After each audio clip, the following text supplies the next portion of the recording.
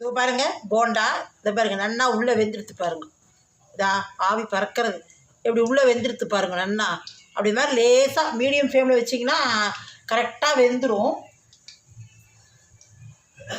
பாருங்க. இப்போ தான் நம்ம சேனல் புதுசாக பார்க்குறது அப்படிங்கிற எல்லாமே small letters ARK Vasanthi creators அப்படின்னு டைப் பண்ணேன்னா சப்ஸ்கிரைப் ஆகும். சப்ஸ்கிரைப் காட்டும். டச் பண்ணேன்னா உங்களுக்கு ஆல் ஆப்ஷன் பெல் காட்டும். அதையும் டச் பண்ணேன்னா உங்களுக்கு சப்ஸ்கிரைப் ஆகிடும். நான் போடுற வீடியோ பூரா உங்களுக்கு உடனே நோட்டிஃபிகேஷன் ஆகிடும்.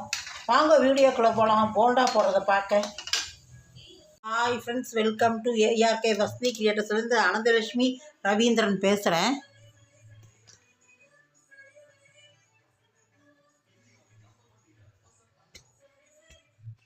நம்ம ஈவினிங் ஸ்நாக்ஸ் சக்கரவள்ளி கிழங்கு போண்டா தான் பார்க்கலான் இருக்கோம். அதுக்கு நான் ஒரு 100 கிராம் இருக்கும் சக்கரவள்ளி கிழங்கு எடுத்து நறுக்கி உரித்து வேக வச்சு தோல் உரித்து வச்சுட்டுருக்கேன். வேக வச்சுருக்கேன். வெங்காயம் ஒரு 25-30 சின்ன வெங்காயம் தான் இருக்குது. அதை நறுக்கி எடுத்துட்டுருக்கேன். ஒரே ஒரு ஆறுக்கு கருவேப்பிலை பொடியை நறுக்கி போட்டுருக்கேன். 2 காரத்துக்கு பச்சை மிளகா போட்டுருக்கேன். அப்புறம் நம்ம மிளகா அப்படி போட்டுக்கலாம். இதை நம்ம வதக்கிட்டு இதை நல்லா மசிச்சு விட்டுட்டு இதில் போட்டுட்டு கடலை மாவு ஒரு 100 கிராம் கடலை மாவு எடுத்து வச்சுட்டுருக்கேன். ஒரு 20 கிராம் அரிசி மாவு எடுத்து வச்சுட்டுருக்கேன். காரத்துக்கு மிளகா பொடி எடுத்துட்டுருக்கேன். உப்பு எடுத்துட்டுருக்கேன். இப்போ நம்ம இது நல்லா வதக்கிக்கலாம். வெங்காயம் ஏன்னா இது வேக வச்சதுனால வெங்காயம் பச்சையாக போட்டால் ஒரு மாதிரி நல்லா இருக்காது. அதனால் வெங்காயம் பச்சை மிளகா கருவேப்பிலையெல்லாம் நம்ம நல்லா வதக்கிட்டு அதுக்கப்புறம் இதை சக்கரவள்ளி கிழங்கு நல்லா கையில் மசிச்சு விட்டுண்டு அதுக்கப்புறமா இந்த கடலை மாவு அரிசி மாவு இந்த வதக்கின வெங்காயம் அதுக்கப்புறம் காரத்துக்கு மிளகா பொடி கொஞ்சம் உப்பு எல்லாம் போட்டு கலந்து நம்ம போண்டாவை போட்டுக்கலாம் எண்ணெயில். இப்போ இதை முதல்ல வதக்கலாம். எண்ணெய் ஒரு 2 ஸ்பூன் விட்டுருக்கேன். கடுகு போட்டுக்கலாம்.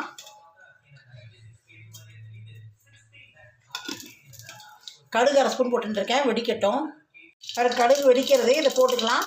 வெங்காயம் பச்சை மிளகா கருவேப்பிலையை கொஞ்சம் வதக்கிட்டு போட்டுட்டோம்னா நல்லாயிருக்கும். பச்சையாக போட்டுக்கிறது.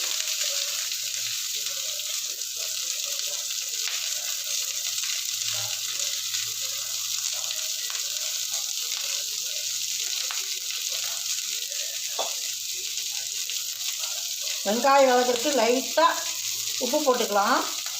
அப்புறம் மாவில் உப்பு போட்டுக்கலாம்.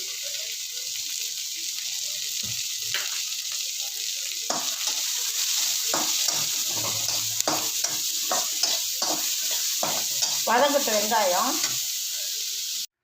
இந்த பாருங்க நல்லா மசிச்சுன்ட்டேன். சக்கரவள்ளி கிழங்க போட்ட வீடியோ விழுந்துருது, ஸ்கிப் ஆகிடுது. இப்போ இதில் நான் வெங்காயம் பச்சை மிளகா வதக்கினதை போட்டுட்டேன். கடலை மாவு அரிசி மாவு காரத்துக்கு அந்த வரமிளகா பொடியும் உப்பும் போட்டுட்டேன். இதை நல்லா முதல்ல நம்ம கையில் மிக்ஸ் பண்ணிப்போம். அதுக்கப்புறமா நம்ம தண்ணி விட்டு கலந்து எண்ணெய் வச்சு போண்டா போட்டுக்கலாம். ஈவினிங் ஸ்நாக்ஸ் குழந்தைங்க ஸ்கூல்ட்டு இருந்தாங்கன்னா இல்லை வீட்டில் லீவ் நடந்தாங்கன்னா கேட்டாங்கன்னா சக்கரவள்ளி கிழங்கு இப்போ எல்லாம் விற்கிறது எல்லா பக்கம் சக்கரவள்ளி கிழங்கு சீசன் தான். அதை டக்குன்னு வாங்கி நம்ம பண்ணி அதை வாங்கி வச்சுன்னு வச்சுக்கோங்க வீட்டில். இது ஒரு ஸ்நாக்ஸாக பண்ணித்தரலாம். சும்மா தினம் பஜ்ஜி போண்டா வடைன்னு போடுறதுக்கு இப்படியும் பண்ணித்தரலாம். இதை பிசைஞ்சிட்டு காட்டுறேன். இதோ பாருங்கள். இந்த மாதிரி உருட்டி வச்சுட்டிங்கன்னா டக்குன்னு போட்டு எடுத்துடலாம். இந்த மாவில் இந்த மாதிரி உருட்டி வச்சுட்டுருக்கேன். எண்ணெய் வச்சுருக்கேன். எண்ணெய் காயட்டும். வேக வச்சு நம்ம ஒரு சக்கரவள்ளி கிழங்கை வேக வச்சு தோல் உரிச்சுட்டு நல்லா கையில் மசிச்சுட்டு அதுக்கப்புறம் வெங்காயம் பச்சை மிளகா கருவேப்பிலை வதக்கி எடுத்துட்டு நம்ம இதில் போட்டுட்டு கடலை மாவு அரிசி மாவு உப்பு காரத்துக்கு நமக்கு இது வெங்காயம் மட்டும் பெருங்காயம் போட வேண்டாம். வெங்காயம் போடாமல் இருந்தால் பெருங்காயம் போடணும். போட்டு பார்க்கலாம். எண்ணெய் காஞ்சிடுது.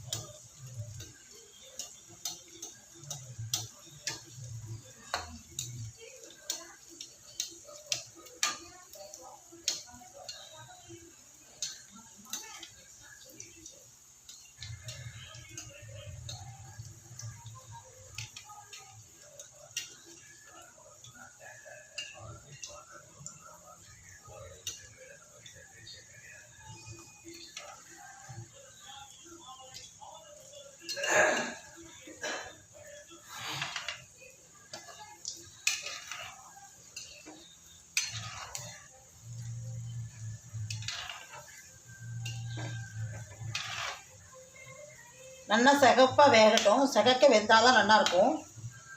உள்ளெல்லாம் அப்போ தான் வேகும். நம்ம வதக்கி தான் போட்டிருக்கோம் வெங்காயத்தை. இதை பாருங்கள், இந்த மாதிரி சிகப்பாக ஆகணும் நல்லா. அடுப்பு வந்து மீடியம் ஃப்ளேம்லேயே வச்சுக்கோங்க. ரொம்ப இதாக வச்சிங்கன்னா ரொம்ப சட்டுன்னு இதாகிடும், ப்ரௌன் ஆகிடும். ஏன்னா கடலை மாவில் நம்ம பச்சையாக தானே போட்டிருக்கோம், அது வந்து கொஞ்சம் நமக்கு வேகணுமே இல்லையோ, அதனால்